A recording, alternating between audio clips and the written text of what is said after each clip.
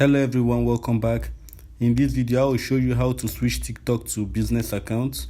If you want to switch your TikTok account to business account, once you are in your TikTok profile, you click on the gear button at the top right. Then you click on settings and privacy. You click on manage accounts. Then you click on switch to business account.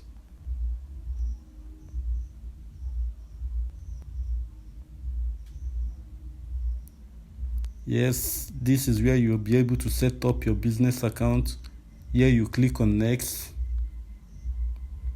Then you set your business category. For example, if your business is in art and crafts, you click on art and craft. This is on electronics, you click on electronics. If your business is on gaming, you click on gaming. So let's go with education and training because my business is on education and training. So I'll click on education and training. Then once you click on your desired category, you click on next. This way TikTok will set up your business account. As you can see, TikTok have successfully set up my business account. So guys, that is it on how to switch TikTok account to business account. If this video is helpful, please like, comment and subscribe to my channel. I'll see you guys in my next video.